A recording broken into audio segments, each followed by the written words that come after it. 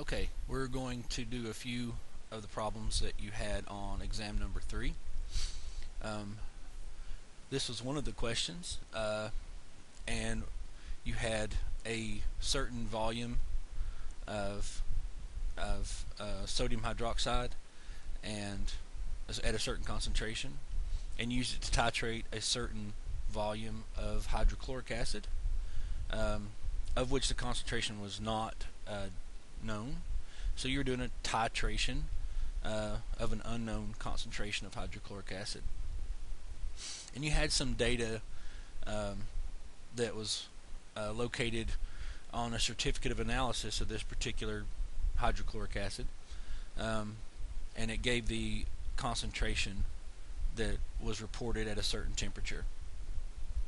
So, and if you'll remember, molarity concentration, because it deals with moles per liter, and liter being volume, volume changes with temperature. So that led to another question later, about what could have been wrong. Why was there a certain percent error or whatever. So, and we're going to just show you real quickly how to work this kind of problem.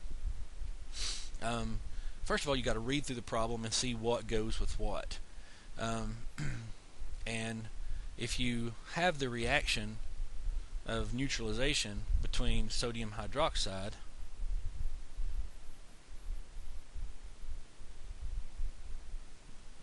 and hydrochloric acid, it's an acid-base reaction. It's going to produce a salt and water. The salt is one with which you're familiar, sodium chloride, which, if you look at your solubility rules, that is a soluble salt, so it would be dissolved, and you get pure liquid water. So that's the actual reaction. When you do a titration, you need a balanced chemical equation. So once you've correctly written the chemical equation, you should balance it or see if it's balanced. Like this one is already balanced. 1 sodium on each side, 2 hydrogens on each side, 1 oxygen, and 1 chlorine. So that's already balanced. And then you can look at this and say, okay, I have this ratio between sodium hydroxide and hydrochloric acid is 1 to 1. So the overall thing you're looking at is a 1 to 1 mole ratio. For every 1 mole of sodium hydroxide you have, you can titrate 1 mole of hydrochloric acid. So when you set this up, you need to compare moles to moles.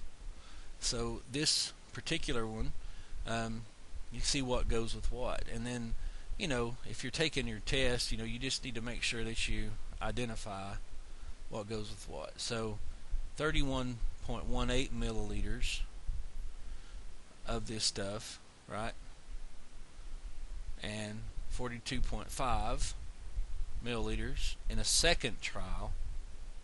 So I'll color it a different color, maybe.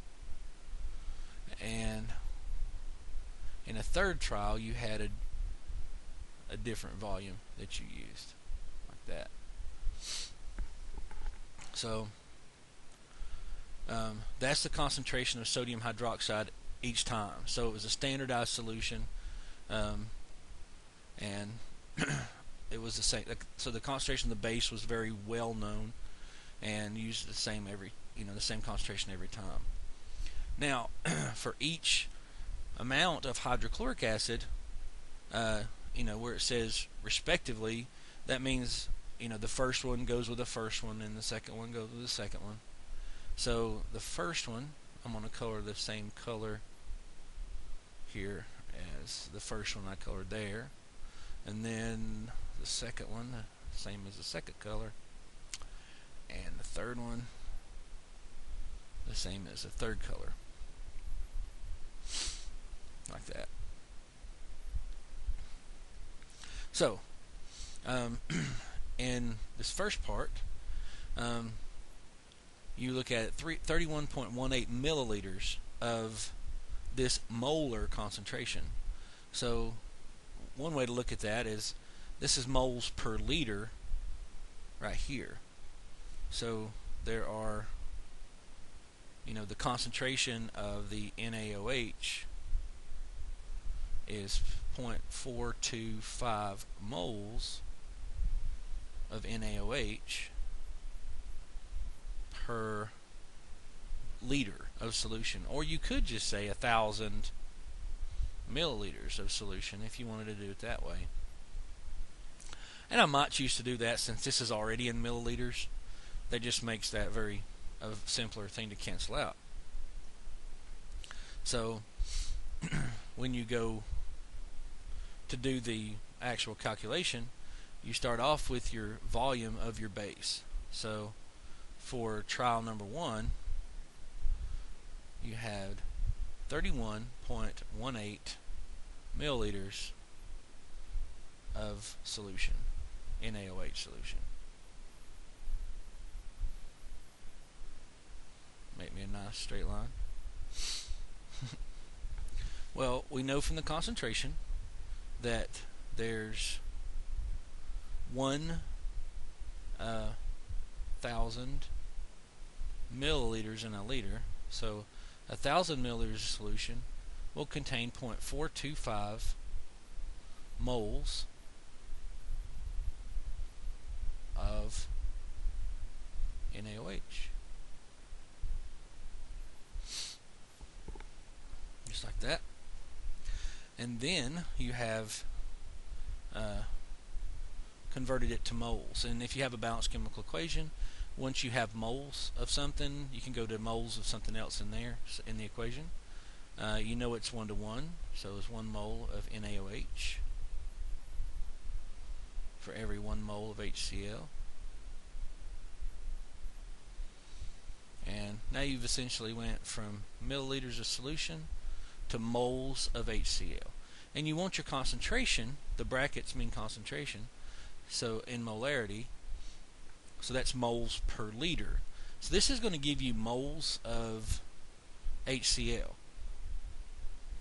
Well, remember that you have a certain volume that you used there. So this is going to come out to be moles of HCl, and you multiply straight across, divide by the bottom.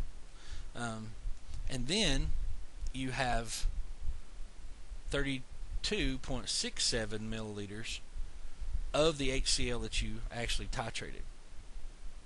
So all of this is per let me just go ahead and fix that with get the answer for the moles for you. So we calculate that.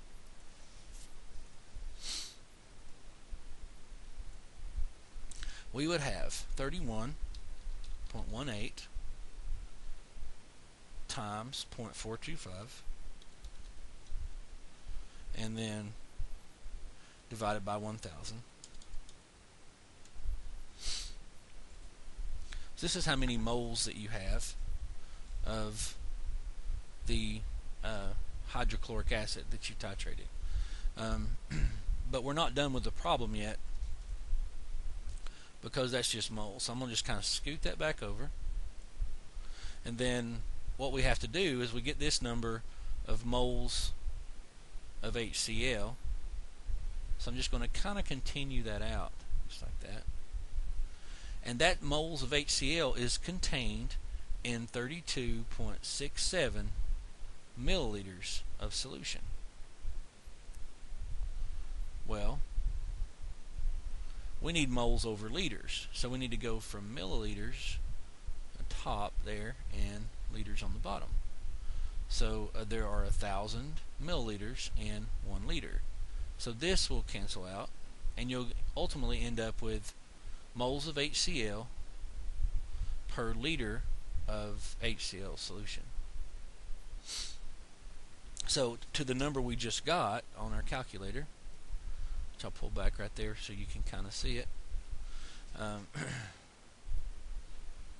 then we just take this number that we just got for the moles, divide it by 32.67, and then multiply by 1,000, and you get your concentration. And it looks like you're